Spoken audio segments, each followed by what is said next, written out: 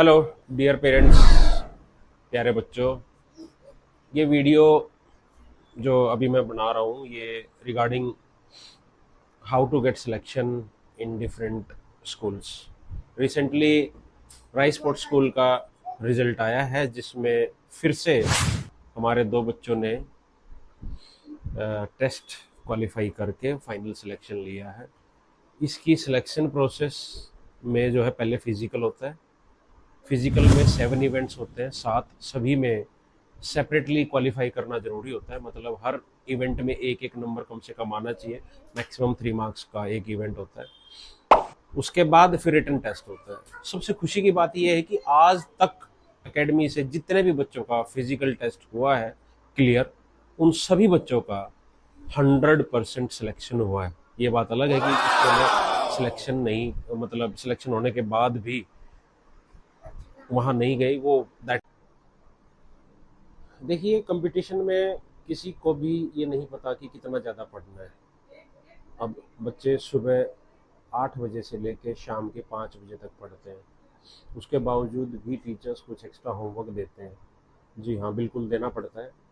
Syllabus तकरीबन अब repeat हो रहे हैं, लेकिन अब धीरे धीरे करके हम लोग नंबर ऑफ टेस्ट जो वीकली टेस्ट होते हैं, अभी तक मंडे टेस्ट होता है, उनको हम लोग इंक्रीज कर देंगे। The number of tests are going to be increase now.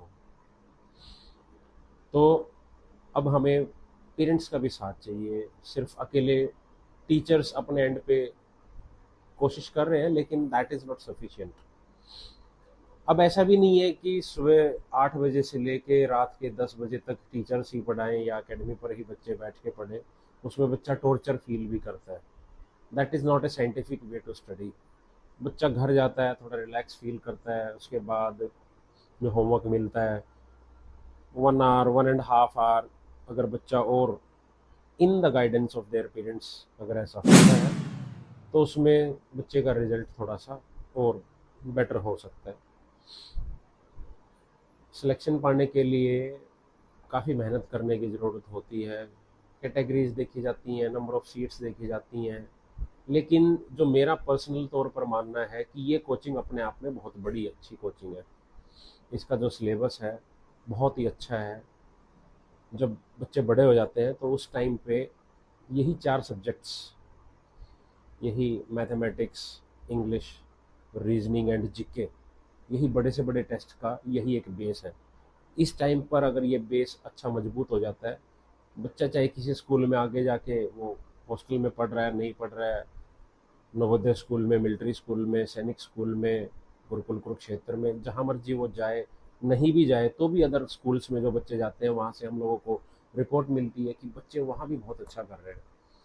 तो आप इसमें बिल्कुल घबराइए नहीं। जितना ज़्यादा हो सकता है आप लोग इसके हमारे साथ मिल के मेहनत कीजिए, क्योंकि टाइम बहुत लिमिटेड होता है। अब दिन थोड़े छोटे हो गए हैं, उनकी वजह से थोड़ा सा मतलब लगता है कि बच्चे लेट आएंगे। टाइमिंग तो उतनी रखनी पड़ती है, पढ़ाई थोड़ी सी ज़्यादा करनी पड़ेगी। अब रेगुलरली टेस्ट चलेंगे, उसी के बेसिस पर जो है बच्चों की परफॉर्मेंस को मेज़र किया जाएगा। हमारे पास जब बच्चे आते हैं तो हमें सबसे ज़्यादा समस्या जिस चीज़ की आती है वो होती है कि बच्चे को रीडिंग नहीं आती प्रॉपर।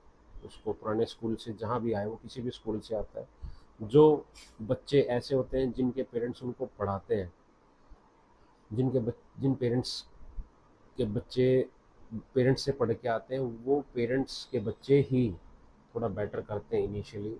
उनकी रीडिंग अच्छी होती है तो वो हमारे पास अच्छे से कर लेते हैं। हमारे पास बहुत बड़ी समस्या यही होती है कि टीचर्स बार बार उनको पढ़ाते हैं पढ़ाते हैं पढ़ाते हैं, लेकिन जब कभी भी नया क्वेश्चन आता है तो बच्चे को वो समझ नहीं आता, बच्चा पढ़ ही नहीं पा रहा है। बहुत केसेस हैं अभी भी हमारे पास। इसलिए मैं टाइम टू टाइम पर्सनली अपने एंड पर पर्सनली कॉपियाँ चेक करता हूँ।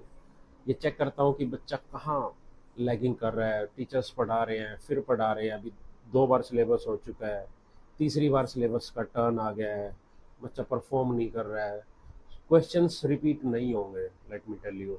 हम इजीली मार्क्स नहीं दे सकते। हम लोग ऐसा नहीं है जैसे नॉर्मली स्कूल्स में होता है, जहाँ chapter number 4, chapter number 5, part 5 याद कर लो, क्वेश्चन आंसर याद कर लो, बैक एक्सरसाइज याद कर लो, ऐसे ही कंपटीशन में नहीं चलता। आप लोग अपने टाइम को रिमाइंड कीजिए कि आपने क्लास फिफ्थ में चैप्टर नंबर 4 की बैक एक्सरसाइज कौन सी लर्न की थी।